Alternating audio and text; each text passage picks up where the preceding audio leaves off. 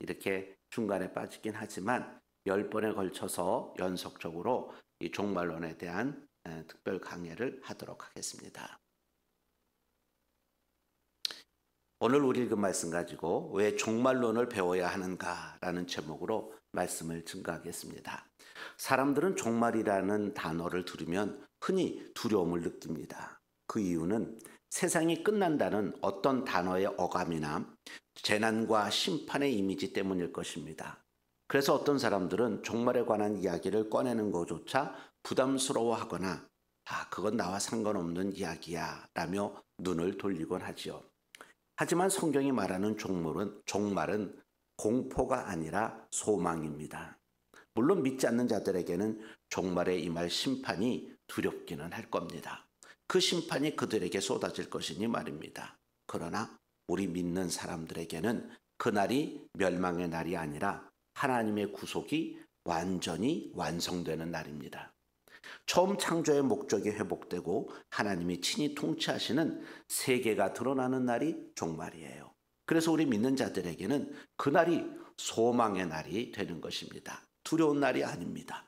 그러므로 우리가 종말론을 배우는 이유는 무슨 점쟁이들처럼 세상의 끝을 예측하기 위함이 아니라 하나님의 약속의 완성을 바라보고 소망을 가지기 위함입니다. 그러면 왜 우리가 종말론을 배워야 합니까? 그것은 첫째로 종말은 끝이 아니라 약속의 완성이기 때문입니다. 예수님은 공생애 동안 여러 차례 내가 다시 오리라 라고 말씀하셨어요. 요한복음 14장 3절에서도 내가 너희를 위하여 처소를 예비하러 가노니 다시 와서 너희를 내게로 영접하리라 하셨습니다.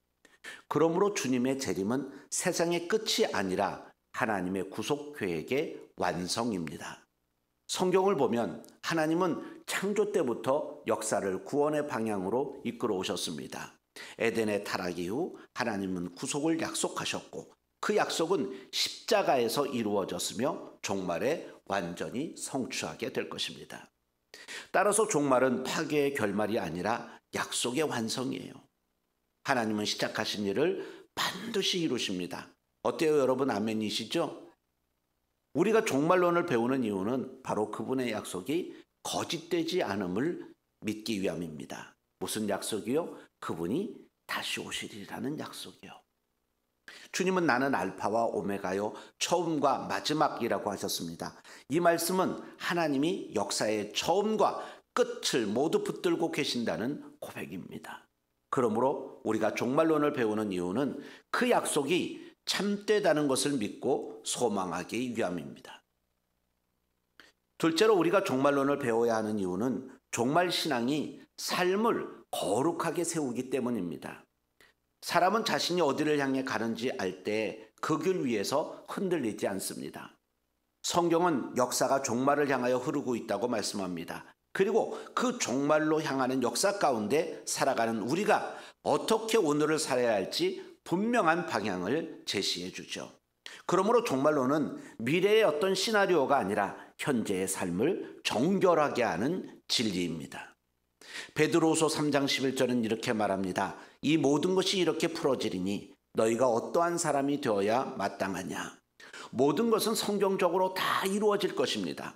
과거도 하나님 말씀대로 이루어졌고 현재도 하나님 말씀대로 이루어지고 있으며 미래도 하나님의 말씀대로 이루어질 것입니다.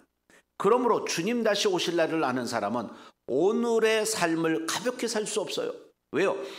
말 한마디 행동 하나에도 영원의 책임이 담겨 있음을 알기 때문입니다. 오늘을 충실히 살지 못하는 사람이 내일을 준비한다고 말할 수는 없습니다. 그래서 종말 신앙을 가진 사람은 세상에 휩쓸리지 않고 말씀 위에 굳게 서게 되는 겁니다. 18세기 영국의 감리교 운동가였던 존 웨슬리는 이런 질문을 자주 받았다고 하지요. 만약 오늘 밤 주님이 오신다면 당신은 무엇을 하시겠습니까? 그때 존 웨슬리는 이렇게 대답했다고 합니다. 나는 오늘 하던 일을 그대로 할 것입니다. 나는 주님 오실 그날을 위해 이미 준비되어 있습니다. 여러분, 이것이 바로 종말신앙입니다. 미래를 예측하려 애쓰기보다 지금 바로 이 순간을 주님 앞에서 거룩히 사는 삶이 바로 종말신앙이에요. 바로 이런 삶을 위해서 우리는 종말론을 배워야 하는 것입니다. 셋째로 우리가 종말론을 배워야 하는 이유는 종말신앙은 교회를 소망의 공동체로 세우기 때문입니다. 초대교회는요, 세상적으로 많이 연약했어요.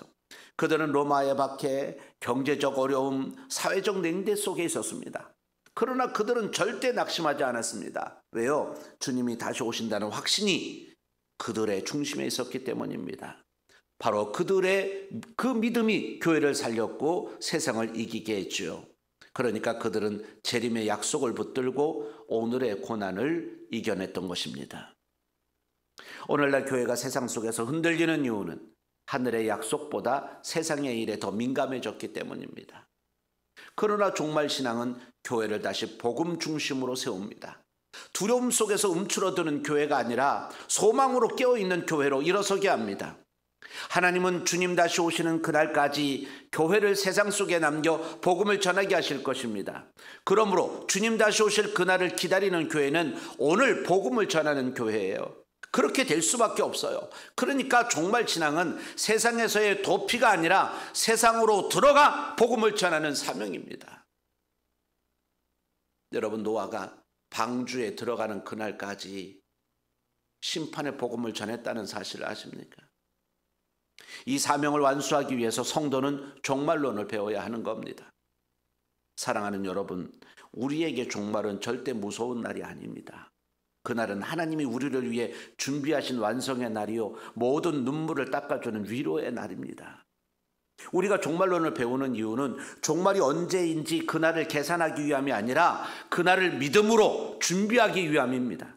주님이 다시 오실 것이라는 사실을 아는 사람은 두려움보다 소망으로 살아갑니다. 그래서 그리스도인에게 종말론은 행복한 종말론이고 밝은 종말론이에요. 결혼식을 앞둔 신부가 신랑을 어떤 마음으로 기다릴까요? 행복한 마음 아닐까요?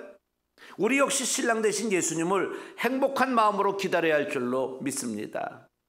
여러분, 오늘의 믿음, 오늘의 순종, 오늘의 사랑이 그날을 향한 준비가 되는 거예요. 그걸 기름 준비라고 하는 것이고 그걸 깨어있다고 표현하는 겁니다. 그러므로 오늘도 주님 다시 오실 그날을 기다리며 거룩과 소망으로 살아가는 복된 성도가 다 되시기를 주님의 이름으로 축원합니다. 기도하시겠습니다.